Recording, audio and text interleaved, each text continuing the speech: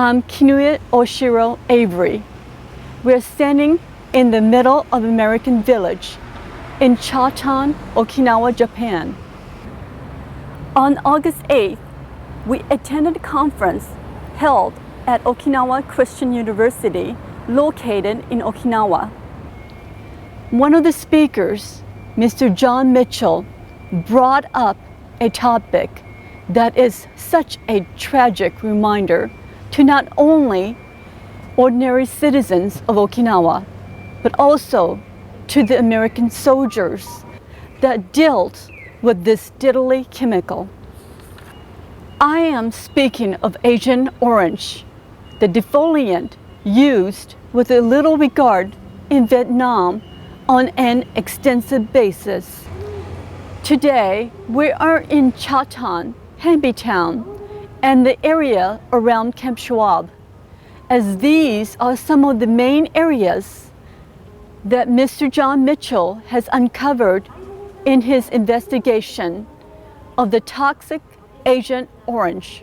We will let Mr. John Mitchell discuss his ongoing investigation of Agent Orange and his discussions with the many military personnel who were directly exposed to Agent Orange while it was stored, transported, or buried at various locations in Okinawa. Alright, so my name is John Mitchell and I'm a freelance writer based in Yokohama, and my main area of interest is Okinawa. I've been writing about these islands for the past 3 or 4 years, and last year in an article that I wrote about the Yambaru area, I mentioned that the United States military had possibly used Agent Orange in that area. After that article was published, I received an email from an American serviceman who was stationed on Okinawa in 1970. The name of that American serviceman was Joe Sipala, and in his mail, Mr. Sipala told me that he wanted to talk about Agent Orange on this island. That mail, that was about 6 months ago, and today I'd like to tell you about what I have uncovered during that time. First of all, I'd like to give you a little background on the creation of Agent Orange and other rainbow herbicides. The history of the creation of Agent Orange is really, really complicated. So I'll try to give you a very simple layman's terms about how Agent Orange came to be on this island. Basically, Agent Orange was the bastard son of World War II scientific research. The United States military was looking for a way to kill crops, and so deprive civilians, probably Japanese civilians, of food. The defoliation program was not ready for the use in World War II, but in the 1950s, the US military developed these original chemicals into an array of herbicides. They tested these herbicides widely in the forests of the United States of America. Roll on the 60s, America became involved in Vietnam, and they saw this as a chance to try out their new toy. They had a variety of different formulas for these defoliants, and depending on the mixture of those defoliants, they had a different color stripe around the barrel. So you had blue, you had white, you had purple, you had pink, the whole Reservoir Dogs array of defoliants. And also the most common was orange, hence the name Agent Orange. In January '62, the American military started this massive spraying operation of Vietnam. Originally, the name of the operation was Operation Hades, after the Greek version of the hell that the Americans wished to wreak on Vietnam. But it soon realized that it needed a more media-friendly name. So they changed Hades to Operation Branch Hand. They gave it that good old cowboy lowdown. And this spraying lasted from '62 to '71. And between 1962 and 1971, the American military doused about 1/4 of South Vietnam in these defoliants. If you have a look at this chart shows the volume of spraying between 1965 and 1971. The different colors on the chart, they show the different kind of defoliant that was used. From looking at this chart, 2 things should be clear. First of all, between 65 and 71, Agent Orange, colored orange on the chart, was the most widely used defoliant. Secondly, from 1965, these spraying operations increased year by year. 1965, you've got to remember that date, because 1965 was the year that the makers of these defoliants, they first realized that they were tainted with poison. But even though they knew that these herbicides were tainted with dioxin, they did not stop using them. And in fact, year by year, they gradually used more and more and more. In 1967, the military itself became aware of this issue. If you look, in 67, it continued to use these defoliants in an increased way. In Vietnam alone, the Red Cross estimates some 3 million people are suffering from dioxin poisoning as a result of Operation Hades. The results of these include skin diseases, cancers, miscarriages, deformed babies. Also, the US veterans who handled these chemicals, they themselves grew sick. And they grew sick in their hundreds of thousands. And in many cases, the lives of their children too have been harmed. In 1991, the American Congress, they passed the Agent Orange Act. The Agent Orange Act assumed that any veteran who was in Vietnam during Operation Hades, they were exposed to dioxin. And the Agent Orange Act made these veterans eligible for compensation, and it helped them with their health care.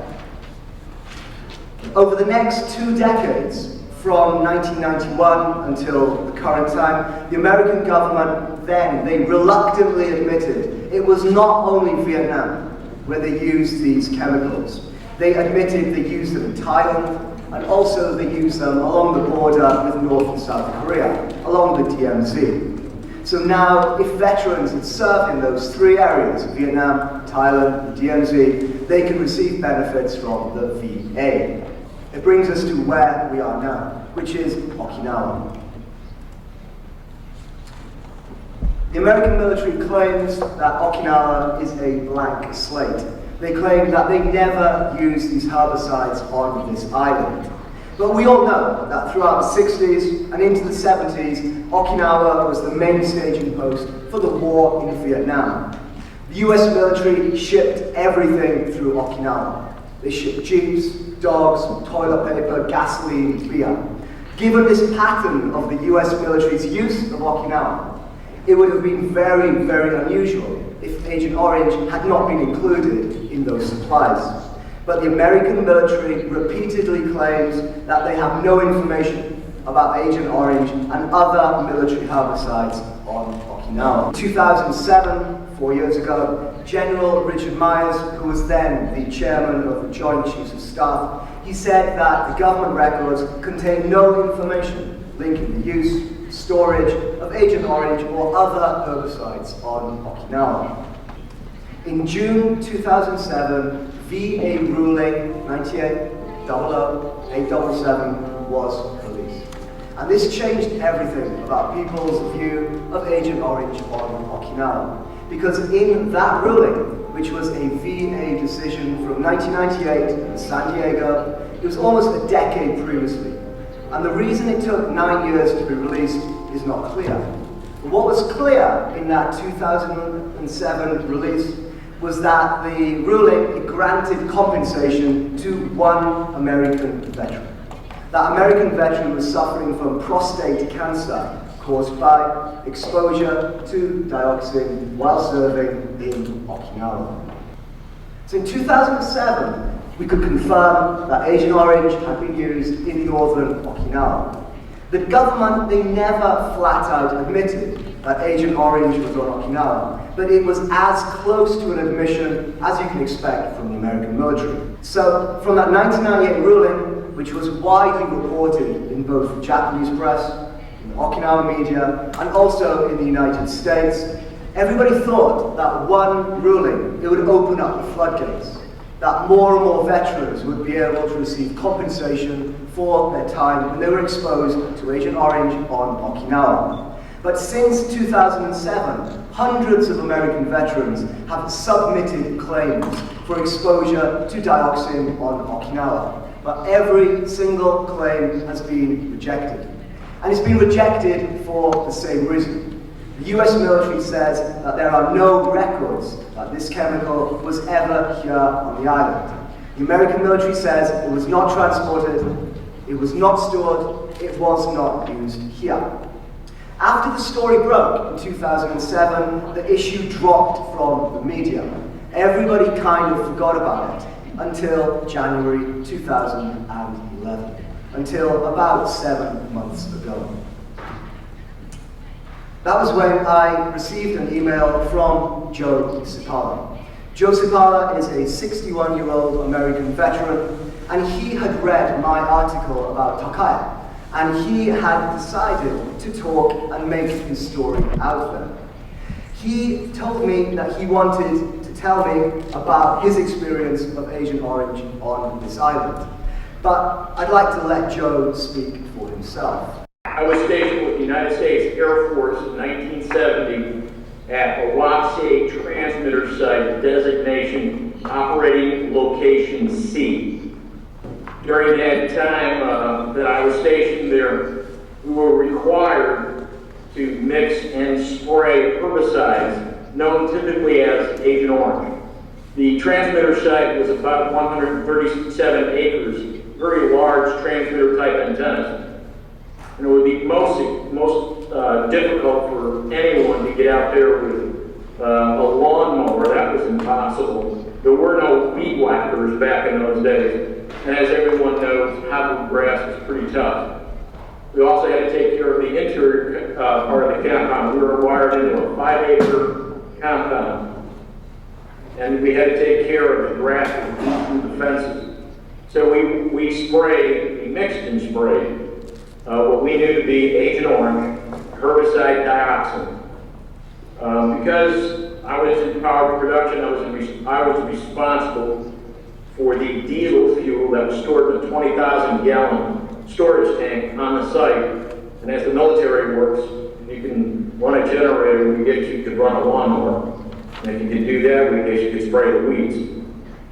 So we did that for just about the entire time that I was there. If anybody is proof of Agent Orange in Okinawa, it's Joe. Joe mixed it, Joe sprayed it, and now he's suffering from sicknesses listed by the American government as Agent Orange related. Joe's first child died in the womb, so malformed that the doctor said he was lucky that the baby was never born. Both of Joe's surviving children also, they suffer from ailments related to dioxin exposure. And what is even more compelling is the fact that Joe has a photograph. And this photograph is, in my knowledge, is the first photograph to be released of a barrel of Agent Orange on Okinawa. So that is Joe in his younger days on Owase. And then the orange barrel 3 from the left, that is the barrel of dioxin herbicide that Joe regularly sprayed. So Joe was in contact with me, and Joe's story was so believable, it was so credible, that after he got in contact with me, I started to dig deeper. I started conducting my own research among other veterans who had been stationed on Okinawa. Slowly, over the course of a few months, I gathered the oral histories of veterans who'd been here and who had used Agent Orange. Based upon these testimonies, I managed to put together the arrival, storage, and the shipment of Agent Orange on these islands.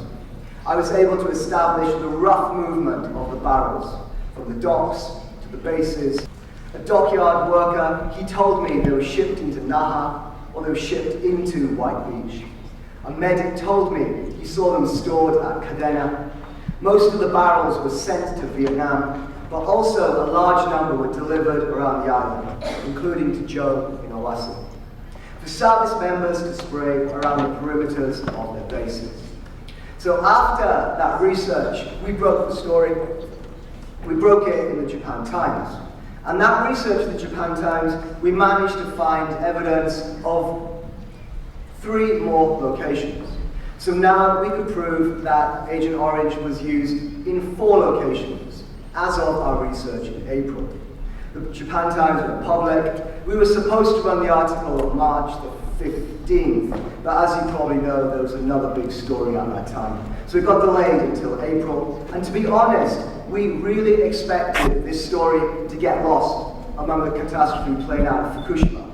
but the story did not disappear. It went viral. The story was picked up by veteran magazines, it was picked up by American websites, American TV News interviewed Joe. And all of this attention, it encouraged other veterans to come forward. And they started to come out and tell us about their own stories of using, storing, spraying Agent Orange on Okinawa. And even for me, it surprised me how wide-scale the use of Agent Orange was. In the 4 months since this article was published, we've had accounts of the storage or use of Agent Orange on Okinawa, the length and breadth of the island. We have it in the Yambaru, we have it in Awase, Naha Port, Kadena, Camp Schwab, Machinato, Futenma, White Beach, Camp Kue. A forklift driver told us that he saw thousands of barrels of Agent Orange, as well as hundreds of other rainbow defoliants, and these were stored in his yard. Another army supply worker based in Machinato, he says exactly the same thing. There were hundreds upon hundreds of orange striped barrels passed through his yard in the year that he was there. That serviceman, he says, that Agent Orange was so effective that he used to trade it with local Okinawans so they could use it around their own houses and their fields. Further north on Camp Schwab, a Marine who was there from 70 to 71 says that he saw barrels of Agent Orange stacked on pallets on their side, 2 to 3 tiers high, and about 4 rows in width. There were about 50 barrels, or maybe more. I mean, for me, after months of listening to these accounts, that account, it became almost normal, and I was not so surprised. But what was different about that Marine from Camp Schwab was that he had a photograph. And he had a photograph of a barrel of Agent Orange being reused as a trash can. And to my knowledge, again, this is only the second photograph of Agent Orange on Okinawa. This is Camp Schwab. This is the American Marine. And you can see the barrel in the middle. It clearly has a bright orange stripe around it. The Marine says that now he is suffering from a range of Agent Orange related illnesses. And again, the American government is denying his claims because they say Agent Orange was never, ever, ever on Okinawa. When you see these faded photographs of young men in the prime of their life, smoking cigarettes, riding bicycles, it's easy to imagine that this is a historical problem. But this is not true. This is an issue with a very, very real human health impact on Okinawa today. If you want to compare Okinawa with Vietnam, in Vietnam now there are over 28 potential dioxin hotspots. And these dioxin hotspots, they are in areas where Agent Orange was stored. And some of the level of poisoning is horrendous. They are so polluted now, 40 years after the barrels were originally stored there. There are high levels of dioxin found in local people's bodies, in mothers' breast milk, in the blood of babies. And among the most heavily polluted areas in Vietnam is Da Nang. It's Da Nang Air Base, where massive contamination of dioxin is found now. And that level, it's about 30,000 times the normal safety level. And you know where those barrels are from. When those barrels arrived in Vietnam, before that, where were they? Where were they loaded? Where were they sprayed? They were right here on Okinawa. Thank you very much for listening to my talk today.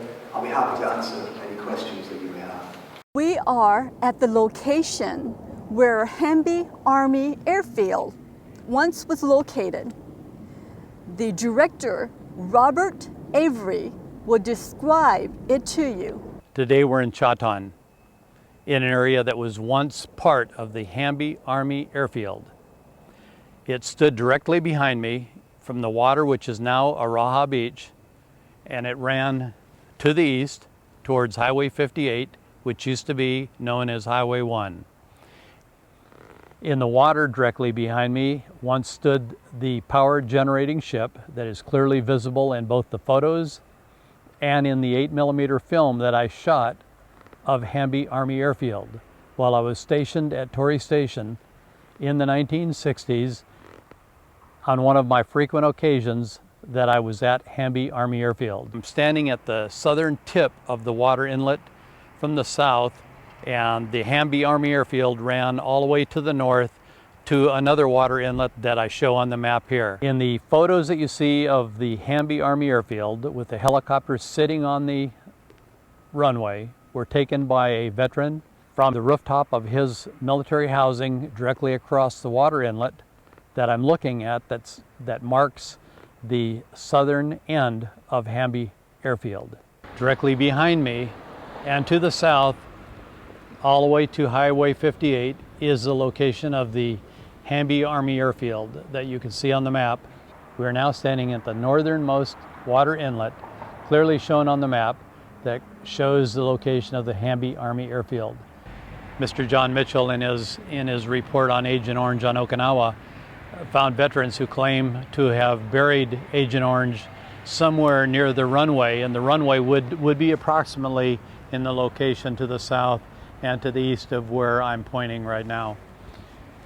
Until samples are actually taken and a survey is conducted of that area, we won't know for sure if these allegations are true. However, if Agent Orange was indeed buried here on Okinawa, then it could raise some alarming issues. At this point, we concentrated on what used to be the old Hamby Army Airfield, where former military personnel alleged that countless barrels were buried at a point yet to be identified, unless they see a map. So we provided a map circa 1971 and photos, as well as film of the old Hamby Airfield.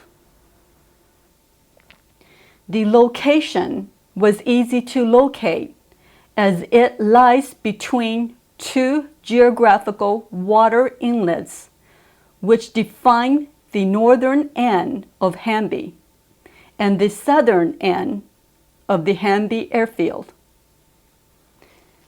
This area has changed a lot in the past 40 years, as the area now is known simply as Hamby Town or American Village and Aloha Beach. Veterans will recall the power ship moored off the beach, which was located in the ocean near the southwest end of Hamby Airfield.